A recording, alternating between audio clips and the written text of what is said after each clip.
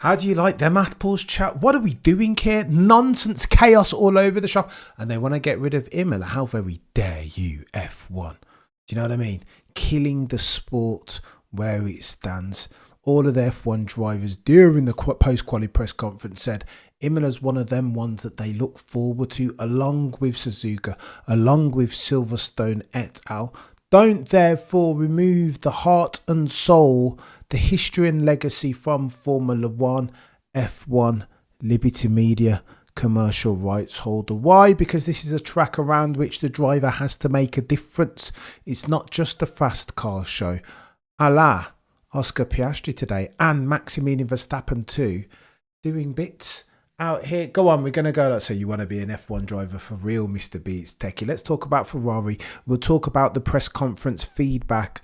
George Russell, King George Russell of Kingsley in Norfolk. So too, Oscar Piastri and Maximilian Verstappen. We'll talk about Colapinto and the Yuki Tsunoda AB. And so too, we'll talk about what you can expect from Turn 1 tomorrow. Max Verstappen, Oscar Piastri, Drivers' Championship at stake. You guys told me it's going to be techier than techie things. Go on, then we'll try and go long today. So you want to be an F1. Miko, exactly that. Jason, go on, let's have a chat. Imola is iconic. And I mean, the bloody history and Senna and Ratzenberger. Don't get rid of that. Let's not whitewash or revise F1 history. Surely that's a no-brainer. Surely. I understand that there are so many international locations that are desperate to get their hands on a Grand Prix. Of course there is. I get it. I get it. Money's a thing. Cash rules everything around. I get it. I understand it. And you can't have two in Italy. But bloody Nora, do something else. Do you know what I mean? There's a way to solve for this automotive Rubik's Cube, surely in a way that doesn't bring the sport into disrepute per se. Let's talk about Ferrari in the first instance. What are we doing, chat? How can they be so bad? They've got to be doing it deliberately at this point. Nobody, but nobody, and definitely not in F1, is that incompetent. And when you peel back at the layers even, there are many. They are multitudinous. Hear this. Let me run you through Exhibit A, B and C. 7/10. That's the gap in qualifying between the SF25 this year and the SF24 last year around the same bloody track. They've lost 7/10 around a 65-second track. What? How is that even possible? Oh, the humanity that they are an SH1T show. And they needed to pull something out this race weekend because it's their first of their two home races. This is Imola, soon it will be Monza, and they have brought shame on the family name. Enzo Ferrari will be turning in his grave, seeing them, their red cars, the yellow badges and black prancing horses atop, behaving and performing, underperforming what you'd expect from Ferrari. That much. It's not the underperformance, it's the extent of, ladies and gentlemen. This is a difference in extents now and not kinds. What are they doing? And then you come to find out, if we're going to talk about Sir Lewis Hamilton's circumstance, who's not to blame for this, I'll have you know. I have been the most critical of Sir Lewis Hamilton because all of a sudden I'm expecting Sir Lewis of 2018 to rock up and be the fire-breathing dragon that dude was in his prime. That's not going to happen. This is mission impossible. Today, however, isn't the time to criticise Sir Lewis, Carl Davidson, Hamilton. What we're talking about is Ferrari as an institution and way in which they operate. Modus operandi has been incompetent, particularly on the decision-making variety. Shall we rewind back to 12 months ago when the meta was clear, pull rod suspension at the front? Adrian Newey told us that. Converge then upon the meta before the final year of this rule and reg set. What did they do? I know, we've seen something in our wind tunnel. We're going to continue to plough our own design philosophy forward. That was what Scuderia Ferrari said then. The C-suite exec level bods, in addition to Frederick Vasseur, only now are they instituting for the suspension in a way that's set fair to optimise for their chances. But it's too bloody law of diminishing returns. They said that they changed 99% of the car. What you mean in the final rule and reg set, like what the final year of that reg set? What are you doing? This is nonsense. My son is 4 years old and he knows better than that. This is just ridiculous. Poor low level decision making. And let's talk about signing Sir Lewis. Listen to me. Lewis Hamilton, anybody with any sense would sign Lewis Hamilton given the option, of course. But Peter D. Windsor told us a gazillion times, right, infinitely go to your mind, infinitely more connected to all things F1 and the circumstance that is motor racing than I or you and me. Peter Windsor said he has a feeling in the pit of his stomach that this wasn't the right thing to do. To replace Sir Lewis, or to replace even one Carlos Sainz Jr. with a Sir Lewis, Carl Davidson, Hamilton, notwithstanding the 7-time champion, notwithstanding GOAT settings and all has done before. When you have something good, you don't mess about with it. The dynamic between Carlos Sainz and Charles was perfect. Charles had a lot of things that he could learn from Carlos Sainz. The 200 level race IQ, the level of technical feedback, rich and textured and nuanced. The ability to read a race in real time, 4D level chess Kasparov settings is what Carlos Sainz is in that car. And again, he's in his prime, right? Just coming into it, some would say 29, 30 years old. It would make sense to keep Carlos Sainz in that car if indeed you harboured aspirations to get the most out of Charles Leclerc and an SF25 iteration of that there red car with them yellow badges and black prancing horse atop. They didn't do it. And now you see that Carlos Sainz has now outqualified Sir Lewis Hamilton no less than 4 races in a row. 4. What are we doing here, chat? This makes no sense.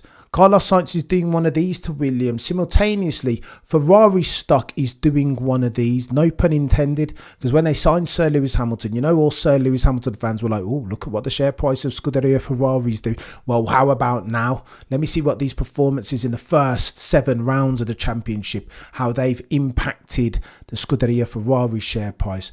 That their red car.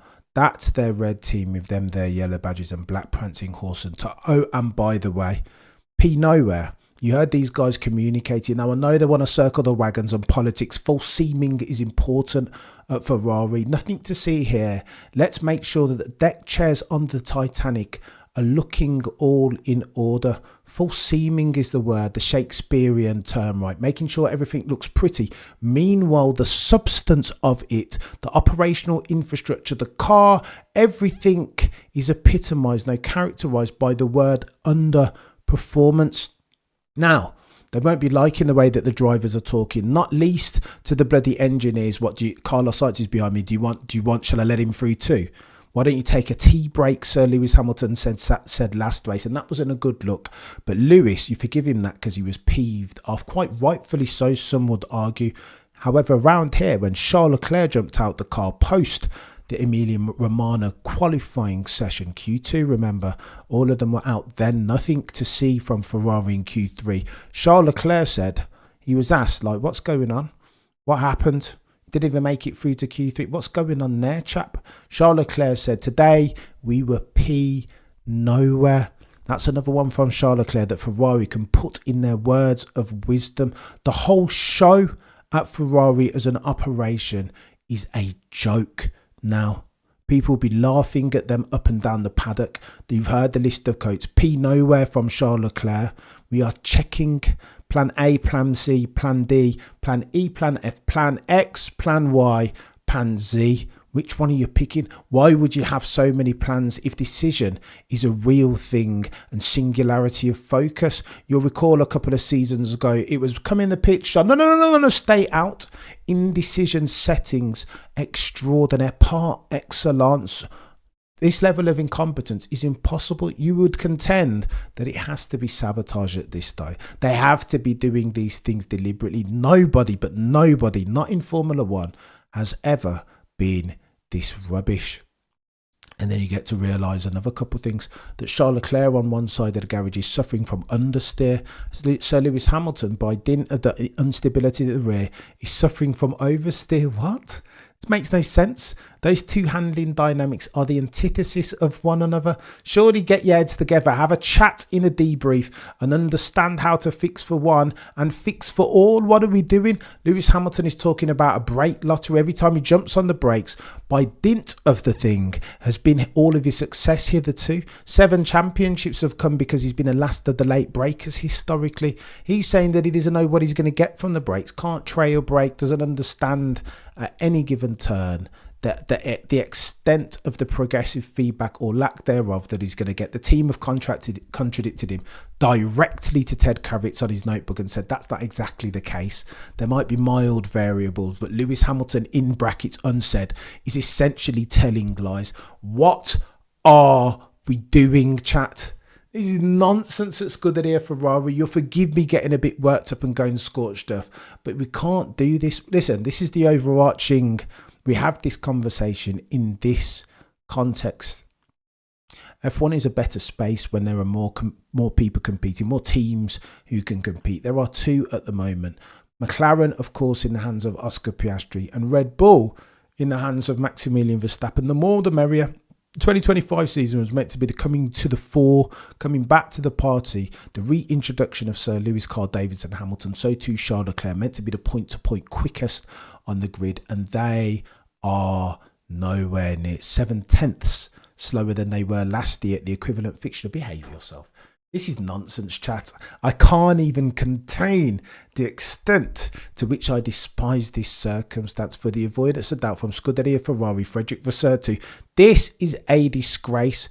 Imagine the annual general meeting when all of those exec C-suite level bods get around a big table, have themselves some spaghetti and a cheeky bottle of red wine to share amongst them and discuss what's gone on all this season. Imagine when they start sharing these stats that they were 7/10 slower at Imola this year than they were at Imola in 2024. P nowhere. What are you talking about? Shall I let Carlos Sainz through as well? I mean, it's just chaotic. It's nonsense. None of them are happy and they're all covering themselves in glory or not. Oh, and by the way, Frederick Vasseur's chimed in and he said he needed to deliver on this performance because, of course, as far as organisational layouts and leadership, a fish stinks from the head down, right? Frederick Vasseur, this is his team now. He wanted to sign Sir Lewis Hamilton. He wanted to keep Charles Leclerc. He wanted to get rid of Carlos Sainz Jr. Loic Serra was the bloody tyre whisperer. He's been brought there to understand how to have that SF25 interact with the tyres, the Pirelli ones, in a way that optimises for their performance. Where is all of that gone now? They decided, remember, lest we forget, that they weren't going to sign Adrian Newey because they wanted to plough their own operational infrastructure forward. How very dare they? Can you imagine? You have the opportunity to sign Adrian Newey and you decline, thinking that somehow you are higher or mightier than thou. Well, Ferrari are paying the price for all of their stubbornness, and it's come home to roost. The chickens have come home to roost. This isn't good enough from Ferrari, and I suspect that Elkan and co will be having conversations. Frederick Vasseur's sponsor, the dude who got him the job in the first place at Scuderia Ferrari team principals, that red car with the yellow badges and black prancing course atop, is no longer in place. So who's sponsoring Frederick Vasseur now? Who's going to say that Frederick Vasseur can turn this around now based on the evidence of the past 7 races, based on the evidence of the Imola Grand Prix, the qualifying session, the worst qualifying session, by the way, performance from Scuderia Ferrari, the red car, yellow badge, black prancing horse atop, in all of the ground effect era, all of it, sans crashes, sans DNF. Let's not we forget that they finished. There was nothing wrong with the car. There was no reliability issues. They should, at the very least, have gotten through to Q2 if Scuderia Ferrari are one of the greatest outfits that we've ever seen in Formula One history, which they are not any longer. And can you imagine Lewis would be looking down the road at his former team, the boys and girls from Brackley and Bricks, was thinking, "What? I sacked this off. I left this team, and now they've gone and built a car, and now I can't even out-qualify Andrea Kimi Antonelli, the rookie that's replaced me, that succeeded me. Can't even get near him. He's out here dropping it on pole in sprint races, and I can't get close to him." That's Andrea Kimi Antonelli, the rookie, who's 18 years old, who's a months away from having gotten his driver's license in the real world as a civilian. And that's the dude that I can't beat. Lewis Hamilton would be looking at this like, bloody Nora, like, get me back over there. Uno reverse card settings. I need to be back with the boys and girls from Brackley and Bricks. Sack off this nonsense. It's too chaotic and it's too crazy. But I digress. I feel like that's enough scorched earth from me on Scuderia Ferrari. Maybe I need to extend them some grace. Maybe if we argue the antithesis, they've got things. There are green shoots. Are there, Cameron? Where are they? Where Why? How? Where are the green shoots? Charles Leclerc, quickest point to point, can't even get through to Q3. What? Ha! This nonsense from them. I am done. It's probably the water, says Breadstuck Miami. Says, you are mean, P1. You mean P1? We are checking. We are checking. What are they checking? What are they always checking? We are stupid. Words of Wisdom Dictionary. It's a joke. Go on then. In other news, the press conference was interesting, right? Oscar Jack Piastri, Max Verstappen and George Russell, they all appeared very happy. I think the needle's gone out of it when Lando Norris isn't there, you know? There's something about having Lando in that equation with Max and with George where none of them looked too friendly, but they were all up there cracking jokes, which was interesting. The main headline out of that press conference, the questions were surrounding the C6 tyre. Max was asked, if you'd put on the C5 like George did, the medium one, do you think you could have dropped it on pole? Max said of his qualifying session that he was rapid in sector 1, and he was. Purple sectors to the tune of a tenth over OJ Piastri. But then he got to the second sector and he felt like he'd already taken too much out of his tyres, and you could see instantly. Sector 1 per multi-view, sector 2 even, micro sector 1, mini sector 1. You could see already it was yellow, it was yellow, it was yellow. Indeed, Maximilian Verstappen had taken too much out of his tyres, extracting that god tier purple sector 1 end tyre. The time and the pace had gone at the altar of tyre degradation, and Max said, I knew it could be a thing because it was C6 and nobody's ever raced on that car, on that tyre even. However, what we didn't want to do was go into the race tomorrow disadvantaged using ourselves an additional yellow labelled medium compound tyre. Said he always knew it was going to be a bit techie than techie things, but Max Verstappen said it was worth the risk because he was close, wasn't he? There wasn't a massive difference. It was hundredths, not tenths, between Max Verstappen and Oscar Piastri. Notwithstanding, by the way, chat glows, incoming, that Max Verstappen ostensibly still doesn't have the quickest machinery. That belongs to OJ Piastri in that McLaren super downforcey, and so it will be done in the race tomorrow. Expect that gap to do one of these between the RB21 of Max and the MCL39 of OJ Piastri. They have the pace, they have the whip hand, but how does it go down? Chatting to turn 1. Don't think for a second that Max Verstappen is going to be shy about putting a nose at the inside of turn 1. Tamburello settings, do you know what I mean? Tamburello Valiante Alto, or whatever it's called now, the chicane turn 1 Tamburello. The old Tamburello was sweet. Can you imagine they were going into there? Then it would have been proper chaos. Thank goodness we have a cheeky chicane in there now. It's going to be close. It is going to be close, but rest assured, Maximilian Verstappen will understand in clear blue, plena forma, the stakes. Talking about a driver's championship here, and if Max Verstappen can't get into turn 1 first, he has 2 chances, slim and none. Listen, is it the most likely outcome that even if he does get into turn 1 ahead of Oscar Piastri, that he can hold him off for a gazillion laps? 63, I want to say. Probably not. It will still be tricky. They will still have the pincer move, hopefully, once Lando Norris gets himself into position. Undercut will be strong. Some say it's going to get techie. Option to potentially do a 2-stopper if Lando Norris can get into position and overcome and pass one King George Russell of Kings Lynn Norfolk quick time, then Maximilian Verstappen will have himself a problem, even if he does get into turn 1 first. Oscar Piastri said, listen, I expected my lap, and this shows you something about Oscar Piastri mind. He was asked about sector 3, because again, earlier on in the qualifying session, his lap time had fallen foul at some shenanigans, trying to overtake back markers and straddlers, people who weren't on hot laps. It became N25 congestion settings, and Oscar Piastri earlier on in qualifying had lost an ish load of time trying to navigate that space around the final bloody turn, Ragazzi or whatever it's called, Rivata, sorry, I digress. This time though, Oscar Piastri knew in racing one Maximilian Verstappen that it was going to be decided on milliseconds, and so he could not take for a second, not even a millisecond, his foot off the throttle. Had he done it, he would have missed out on pole, and it would have been a fight already of gargantuan proportions, more than it will be tomorrow going into turn one. Defending Max Verstappen is a very different proposition as far as its difficulty and how cumbersome it is as versus attacking and trying to overtake, particularly if you're Mr. Forensic in OJ Piastri.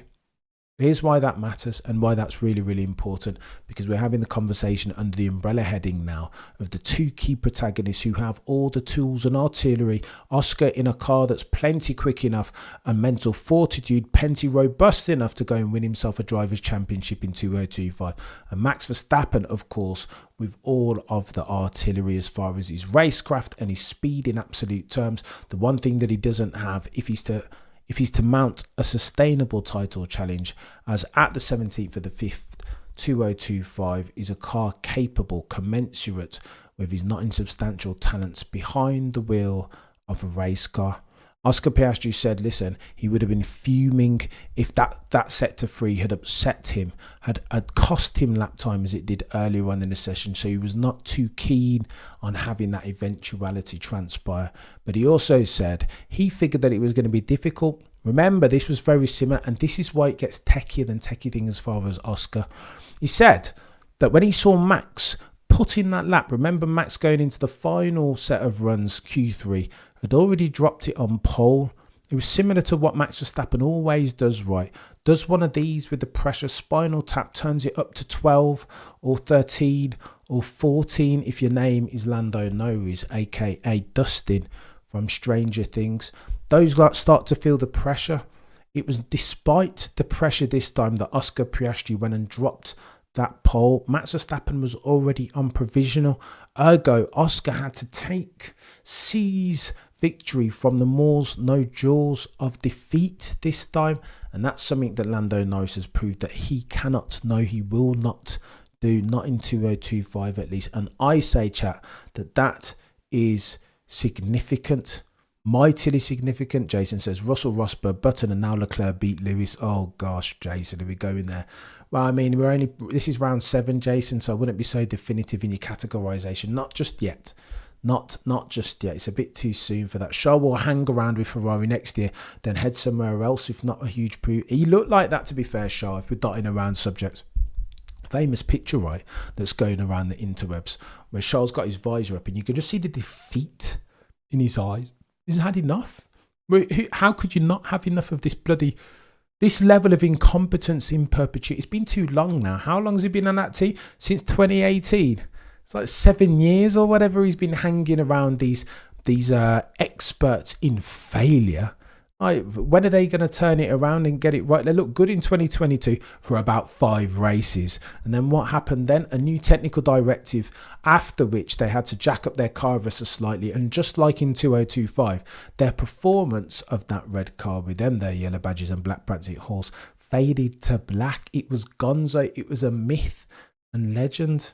It feels like something similar is happening today. But Oscar, I digress.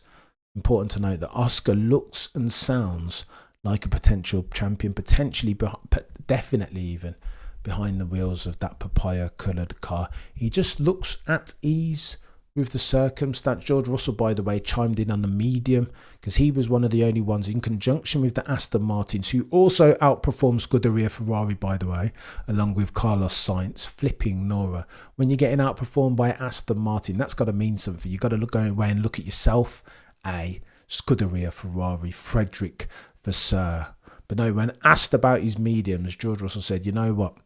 The question was a bit weird. It was the question from the journo in question was worded as if, had you not put on the mediums, George, do you think you still would have put it on second row? And George was like, well, to be fair to me, even when I was on the C6 compound tyres, I was only a 10th behind Lando and I made a big mistake on one of those sectors. So I think normalised for that mistake, George Russell said of Kingsley and Norfolk, I think I would have been good where I am, putting it on third ahead of Lando Norris. I think that's George. I think that's George shooting shots. I think that's a subliminal, maybe non-intentional dig at Lando Norris. He thinks that he was quicker in qualifying, and maybe he was. But what does that say, chat, about Lando Norris? Dustin from Stranger Things. You told me. Let's have a conversation. I want to hold an intervention for Lando. No kidding. I'm not saying this tongue-in-cheek at all. And the reason why I'm saying it is because that dude is bloody quick, chat. He's every bit. I still contend, and this is controversial still, now more than ever, but I still contend that Lando Norris is every bit as bloody quick as Oscar Piastri. He has to be. He just doesn't get that slow overnight over the course of an off season between 2.4 and 2.5. It's nonsense. Boxing baloney. It's just not true. Not true at all. But he's yet to extract the best out of himself in peak times. Abu Dhabi, we saw him, his shoulders back, right? Nah, she's just a Constructors' Championship for which I am fighting. No Maximilian Verstappen anywhere in sight. No Oscar Piastri 2 after the collision between the two aforementioned at turn 1 Abu Dhabi. You only need to contend with his old mate Carlos Sainz Jr. And what's that? Lando's got time in hand on those, but when he rises up to the upper echelons of the F1 mountaintop and he's fighting an Oscar and he's fighting a soon-to-be 5-time champion in Maximilian Verstappen, then all of a sudden his breath gets short, his veins contract. It becomes more difficult for Lando to extract the best out of himself in a Q3 when he's got a fire-breathing dragon in Max alongside him, staring him down. When he's got OJ Piastri in the ascendancy, prime OJ Piastri winning 4 of the last 6 races. Do you know what I mean? You know that those two are going to bring it. They come to get it every time, particularly in Q3 when both of those two bods, Max and OJ Piastri, raise their game each and every single time. Now Lando Norris is in a doom loop of expectations and pressure. And it goes like this, and then all of a sudden the performance, the top tier ones, the extra 10th of Lando Norris' performance, aka Dustin from Stranger Things, Gonzo, just like Ferrari's performance in 2022 or 2025 or 2023 or 2024, Gonzo fades to black. It's a mirage.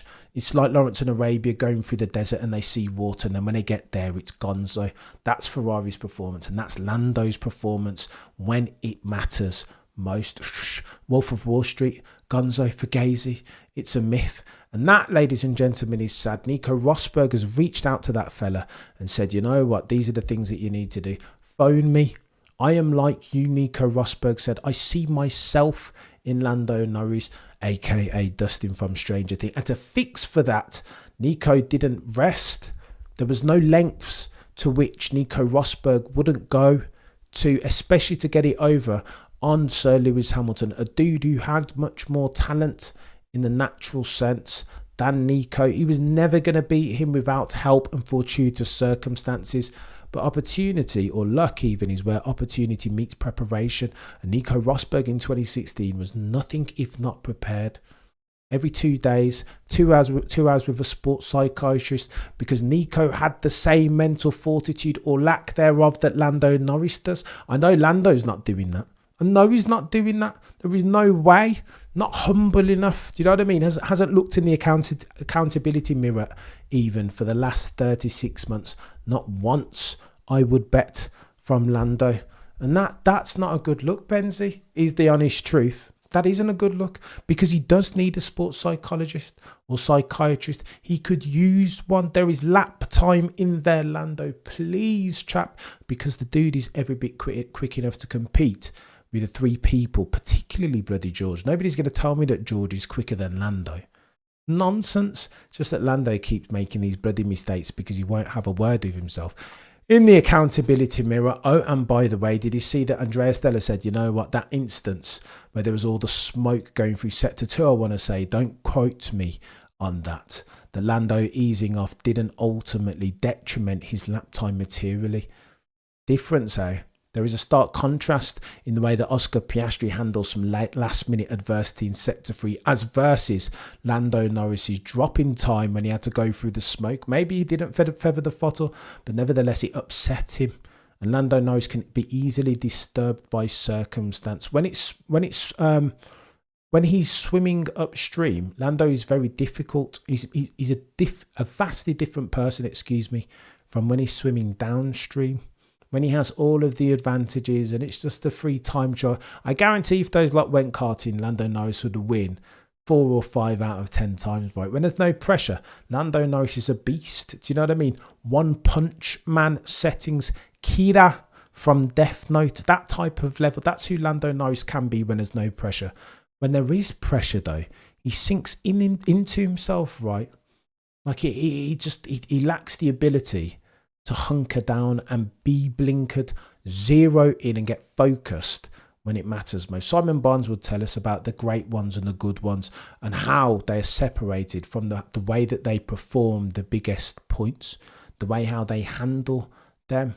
And Lando Norris, sadly, on the most recent evidence, lest he wished to change something like take heed from Nico Rosberg, 2016 champion, man who did everything that he could, sacked off cycling as the gym with a view to save weight on his legs, took off the 30 grams worth of paint from the helmet, etc, etc. Dax didn't even see his family because he realised that would hinder him as far as his performance. Those are the extents to which sometimes, if you want to be an F1 driver, you will go to get a championship over the line. That was Nico Rosberg then.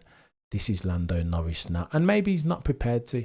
And that's all right, chap. Do you know what I mean? If there is a tax to be paid to be a champion and you don't want to pay it, then that's fine. What I don't want to hear, I don't want to... The contrition, therefore, in the post-quali debrief and the post-quali scrum is wasted upon us. If you're not, just say that you're not prepared to pay the tax. You almost did in the bloody Pivot podcast with RC, Ryan Clark, legend of the NFL, said, listen, I don't want to necessarily go down in the Hall of Fame. Legacy as far as Formula One, Lando Norris said, isn't necessarily front and centre amongst my concerns. And for me, that's all that I need to hear. Then I can take my foot off of the Lando Norris throttle pedal, right? Because he's telling us that he doesn't care. So why should we? And that's fine. He struck a forlorn character as well in the post-race press, post-quali brief in the scrum. He was like, well, it's these one-word answers, right? Almost trying to pretend like he doesn't care. And that's fine. If that's what it is, Benzi, then that's what it is. Oh, and by the way, if we're talking about Franco Colapinto, have you seen the Franco Colapinto fans and the way, the AB that they've levelled at Tsunoda-san? Oh, the humanity. I was reading it and I couldn't believe one comment. Each comment was worse than the last. What are we doing? Franco Colapinto's fan base, they are extremist, chat. They might be the worst, most toxic fan base in F1 currently. Now, listen, death threats to bloody Jack Doohan, okay, that's not unacceptable. I'd argue these quotes, these comments on social media about Tsunoda-san, particularly after the massive incident at Imola, by the way. Again, history doesn't repeat in F1. Sometimes, though, it does rhyme. 1994 San Marino Grand Prix, Ratzenberger and Ayrton Senna. With that fresh in the memory, you're going to poke fun at Tsunoda-san after that crash. Behave yourself. We don't need that, F1. F1 doesn't need that. Remember, this is Chariots of Fire settings, ladies and gents. They can and will die in Formula One. It is that it. You don't play this sport because it's that serious. Lives have been lost. Serious injuries have been incurred. And they're looking to banter Tsunoda-san after the day that he had. Absolutely unacceptable.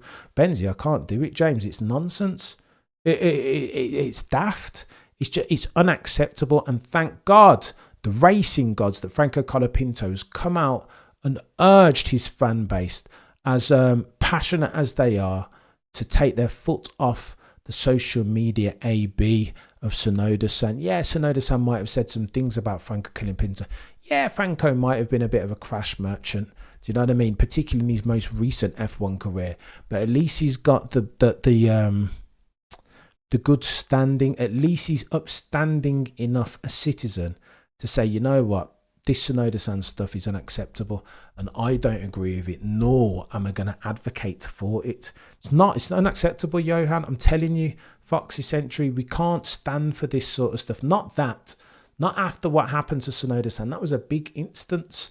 You know what I mean? It's a very big incident. Same thing with Colapinto. Can you imagine me jumping on here and screaming into a mic, oh, Franco Colapinto? Crap. It's not appropriate. This is Formula One. We do not play rampant Formula One because people have and will, again, incur serious injury and or unalive them. So it's not the one. Seriously effed up joke. Unacceptable. But I digress. It's techie. I can't wait to see the race. Go on then. Let's go back and forth for a bit. Cam, you're right. We don't need that. Really, Peter. Benzi, psychologist, Cam. It's Benzi, but I don't think I'm being... Listen, I just don't think this is... You give me too much credit, Benzi. This isn't God tier level camera. I'm saying, listen, this is this is mental arithmetic. Not even. This is counting. Very basic stuff. Anybody can see from a mile away. Stevie Wonder could see that Lando Norris could use some help as far as managing himself. Not saying anything this isn't brilliance from Cameron here. Sometimes 1 out of 10 I might hit on something that's really insightful. But even a blind man can see that Lando Norris could use some help as far as his mental fortitude. Serious stuff. Honestly, Benzi, I genuinely believe that if Nico Rosberg could use it, if there are other, I don't know, George St. Pierre in the UFC, if these high-level athletes across different disciplines all speak I bet you LeBron will have about 10 sports psychologists. If these guys swear by the benefits that can come of having a relationship, a session or 2 hours every other day like Nico Rosberg did, with a view to get your mental in order, then why won't Lando do it? Like, what are we doing? Engine manipulation and expected. I just don't know why Lando doesn't do it. It's almost like Lando is too proud to do it, thinks too highly of himself, thinks that he doesn't need it, that it's all nonsense. Well, how badly do you want to pay the tax requisite to win drivers' championships? How badly? Or maybe you just don't want to. Do you know what I mean? Lando was in monosyllabic mode. Honestly, Benzi, it's... On one hand, I feel for the dude, but on the other hand, I'm like, he's a grown man and he can do what he wants. If he wants to race Ferrari F40s on the road and do whatever he wants to do and just engage wholeheartedly, invest all of his attention dollars and bandwidth in Quadrant and YouTube, then that's up to him, eh? But then I can't have any sympathy for him. It's not dissimilar to Lewis. When Lewis is talking about, I'm going to invest all my time, when he was asked the question pre-2025, pre-joining Ferrari, listen, there's a lot of things going on at Ferrari. You're going to have all these commitments. Do you think you can balance them with all your external commitments and your extracurricular activities? And Lewis was like, listen, sack all that stuff off. All of my altruistic things, I'm going to be focused on here and now. And then you see Lewis rock up at the Met Gala. Maybe he could have done that back then, but I'm not sure. Well, the car, it doesn't even matter, to be fair. Is the car's not good enough? Ha! My nose is itching me. I must be telling Porkies. The car is not good enough, is it? So it doesn't even matter. Lewis may as well go to the Met Gala. Excuse me, chap. Nose itching. Lewis may as well go to the Met Gala because he hasn't got a car capable of winning races. Mind follows heart, says James. Benzi making me dizzy. Benzi's going hard each and every single time. Man, McLaren have won a lottery with Oscar. Max be shivering in his pants handling Ox. Ari, I don't think that's true, you know. I don't think Max will be. Max didn't look concerned in the quality. I think Max will know. Here's what I take from Max and Oscar. Oscar's improving by the second, not even by the race. Like, he's a completely different man and driver to whatever we saw this time last year. Do you know what I mean? When Lando Norris was able to manhandle him to the tune of 20, place 3 in qualifying performances, including sprint. Now Oscar's a completely different beast. Look at that. He's about to win 5 races from 7. Hang on. And he's roundly outperforming Lando Norris, but it feels like Lando Norris has taken a step backwards. You know what I mean? He's regressed as far as his qualifying performance. What's the stat? That in the past three of the past 4 races, he's not even qualified. Forget the top 2. He's not even qualified in the top 3. What? It's unacceptable levels of underperformance in an MCL 3.9 that every man and their dog argues is the quickest car on the grid. What are we doing, chat? It just makes no sense. Max seeing something happening right there with Oscar.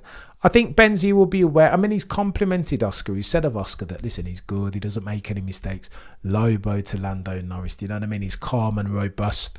So he'll be paying attention. Max will be watching him. I think on the back of today's performance, normalised for how dominant everybody agrees that MCL 3.9 is, even if it loses a step in qualifying, Max will be thinking, you know what, if I just nailed Sector 2, if I looked after my tyres a little bit better, then I would have had Oscar Piastri. There was hundredths in it, not tenths. You know what I mean? And especially, I mean, he competed in Sector 1 purple and he competed in Sector 2. It was just the Sector 2 that was the difference. I'd argue that 8 times out of 10, most of the time, Max would still put that on pole. An uncharacteristic error from the big dog, 4 soon to be 5-time champion. But do you know what I mean? Boxy, I'm glad Francis recognised he could say something. Max seeing Lando has checked out means he only has one competitor this year. I don't disagree with that. But Lando will still have his day. He will still, every dog has their day, and a broken clock, even a broken clock gets it right twice a day, eh? And Lando will still, there would be days when Lando will rock up and he'll look like a world beater again. You know what I mean? But I don't know. Wake up, Dustin. Dustin. Dustin from Strange. I suspect at some point, chat, there will be a shirt come out on the old website, Cameron F1 store or whatever it is. I can't remember. Cameron F1 merchstore.com or something like that. Google it and you'll find it. And there will be Dustin from Stranger Things with the hat and Lando Norris's face on there. I promise you, it has to happen. Lando can't afford to have a 30 to 40 point gap to Oscar, but it might be that. Go on then. Let's imagine that Lando's not going to win the race tomorrow. So let's imagine that Lando can't. All right, let's say he finishes in third behind Max. So what's that? 25, 16. But mate, that's a big lap already. 16 points is the gap now. It might be 25 after the race tomorrow. So that's a whole race win between the two. What's going on, chat? Absolute insanity. And your boy, apparently, is suffering from hay fever. Oh, it's going to get techie. It is going to go get techie. There's something else that I wanted to tell you guys, but I've forgotten. Because I'm a numpty. Charles Leclerc, we've done. Ferrari, we've talked about. Press conferences, we've talked about. Colapinto, turn 1 tomorrow. It's going to be techie tomorrow. Oh, bloody no, the odds. You saw the odds go up like this for Max Verstappen, 13%. Then it was 18. And then all of a sudden going into the final, the dying embers of Q3, the bookmakers had Maximilian Verstappen, for some say soon to be 5-time champion, at a 44.44% recurring. He was now favourite to drop it on pole. Oscar's a little bit different, no chat, as a proposition. He's a little bit different, isn't he? Unflappable almost.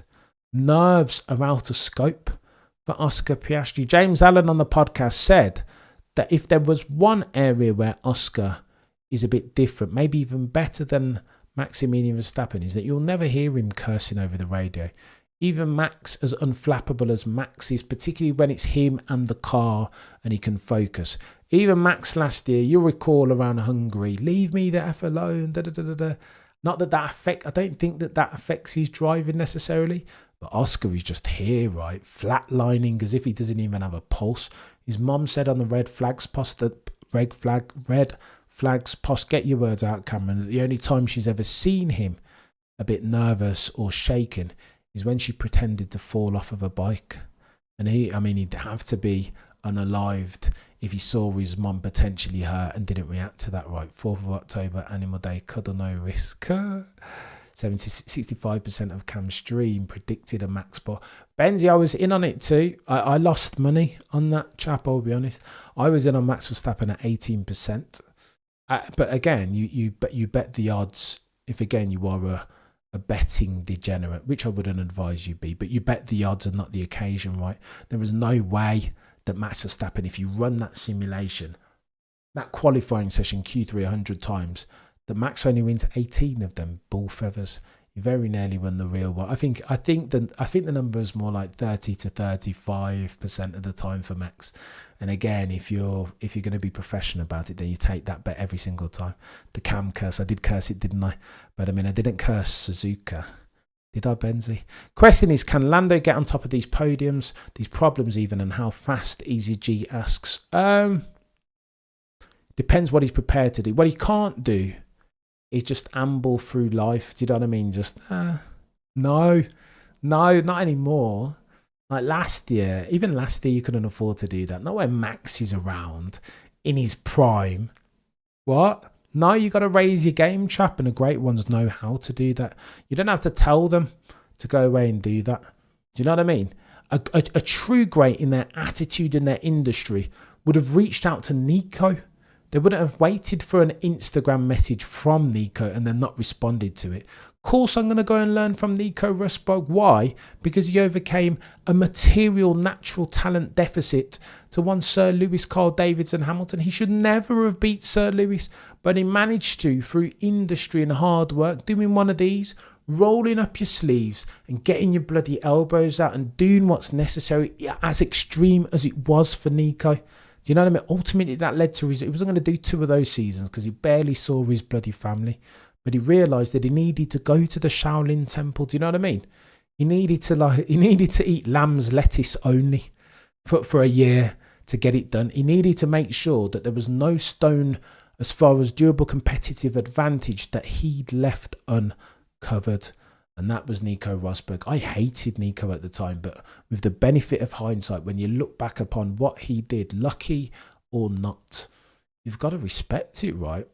Per Christian Horner, when you really, really want something, on Netflix he said this, when you really, really want something, you'll be prepared to go to any lengths to get it, F1 boy. Lando's the witch in the Wizard of Oz when they pulled their journey. I don't even want to take the Vic. I'm rooting for him. Even though I'm talking this ruthless version of honesty. I do want to, because F1 is better for having a Lando Norris that's played his way into the crease, who's had his Weetabix 100%. Can you imagine it's just Oscar and Max sailing off into the distance, a 2-tier championship like it was in 2021? I don't think that's what you or me or we want and need. As long-time, grey, old, grizzled F1 veterans. Listen, we'll be back 30 minutes before race tomorrow.